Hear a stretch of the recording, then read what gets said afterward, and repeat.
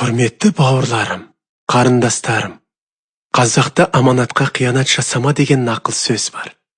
Егерде сенің атанаң, досың, жақын адамың саған сеніп, жанымен ашылып, сырын айтса, сол бір құпиясын аманаттаса, сен оның сырын сақтай біл. Сонда сенің адами азаматтық қасиетің бойыңда қалады. Ол адамның алдында сыйлы, Алланың алдында қадіріңнің артары сөзсіз. Мен сендерге Ескендір патшаның құпия сырын, аманатын, ақтай алмай қалған жандардың соңғы өкінішті өмірі жайлы аңыз әңгіме айтып бергім келіп отыр. Ескендір патша тарихта болған адам. Ол әйгілі Александр Македонский. Қазақтар оны Ескендір Зұлқарнайын дейді. Зұлқарнайын қос мүйізді деген мағынада айтылады. Ескендір туралы халықта мынадай аңыз бар. Қос мүйізді Ескендір.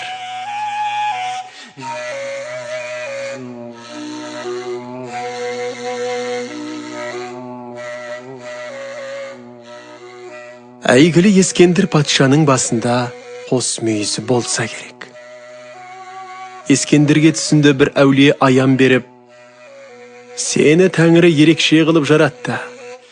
Ол саған зор күш қуат берді. Күш осы қос мүйізіңді. Мүйізің барда сені ешбір жау жеңе алмайды. Оны ешкімге көрсетпе, сыр ашпа. Мүйізіңнен айрылсаң, бүкіл күш қуатыңнан, барлық қасиетіңнен айрыласың деді. Сондықтан Ескендір басына сауыт киіп, оны ешқашан шешпейді екен.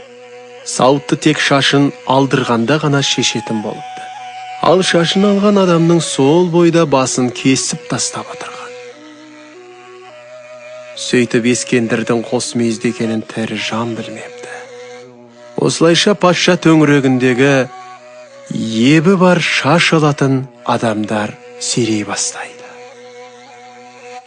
Бір күні шаш алу кезегі бір үйдің жалғыз баласына келеді. Баласының оралмайтынына анасы қатты қайғырып, түні бойы ұйықтамай шығады. Таңертең анасы баласына өзінің сүтіне араластырып, құймақ пісіріп береді. Анасы: «Балам, құймақты ебін тауып патшаға берерсің. Өзіңді Тәңірге тапсырдым» деп жылай қала береді. Баланы шығарып салуға бүкіл ауыл адамдар жиналады. Сөйтіп, нар тәуекел деп бала хан алдына барады. Хан балаға шашын алуды бұйырады. Басындағы қос мүйізін көрген бала патшаның шашын алғандардың не себепті басы кесілетіндігін түсінеді. Сол кезде баланың есіне анасының сөзі түсіп кетіп, анасы пісірген құймақты ханның алдына қоя салады. Хан құймақты жеп көрсе өте дәмді екен. Құймақты тауысып қойғанын өзі де байқамай қалады. Бір мезгілде Ескендір баладан: «Бұл тағамды кім пісірді?» деп сұрайды. Бала анасының құймақты өз сүтіне араластырып пісіріп бергенін айтады. Сонда Ескендір: «Бұл қалай болды? Біз бір ананың сүтін емгендей болып отырмыз ғой. Егер мен бұл баланы өлтірсем, өз бауырымды өлтіргенмен бірдей болады екен ғой» деп үлкен қалың ойға қалады. Сөйтіп патша көп ойланып балаға: «Шарт бойынша менің мүйізімді көрген адамның басы кесілуі тиіс еді. Бірақ мен сені өлтірмеймін. Сен ешкімге менің мүйізім туралы тіс жарма. Біреу біліп қойса, сол бойда өзіңнің, әке-шешеңнің, туған-туысқандарыңның барлығының басы кесіледі. Енді менің шашымды тек өзіңе ғана алдыртып отырамын» дейді. Сөйтіп бала уәдесін беріп, Ескендір патшаның шаш таразы болып жүре береді.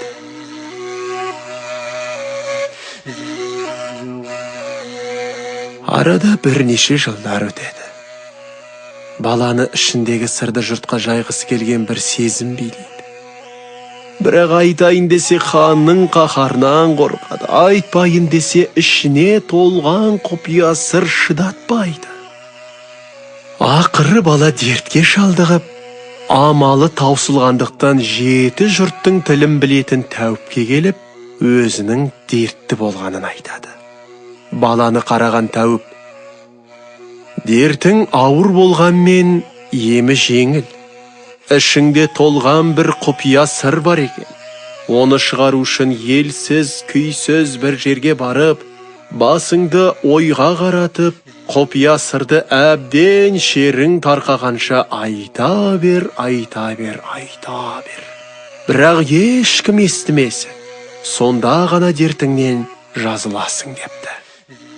Бұл сөзді естіген бала адам жүрмейтін бір жерге келіп, суы құрғап қалған құдықты тауып алып, басын құдыққа салбыратып: ескендірдің басында мүйізі бар, ескендірдің басында мүйізі бар, деп әбден шері тарқағанша айғайға басыпты.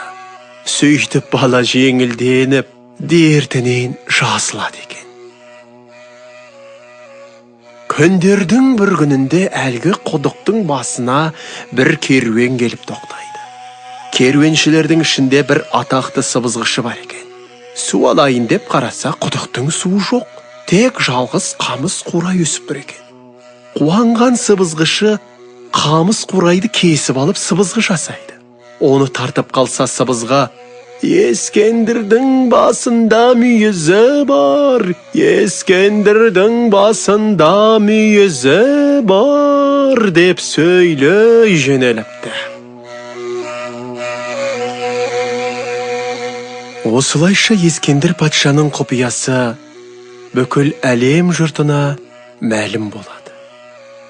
Мұны естіген дұшпандары жасырынып келіп, ұйықтап жатқан Ескендірдің қос мүйізін кесіп алған екен. Сөйтіп Ескендір бүкіл күш қуатынан айырылып қалады. Соғысқа барған жерінде жеңіліске ұшырап, көп ұзамай дүние салған екен.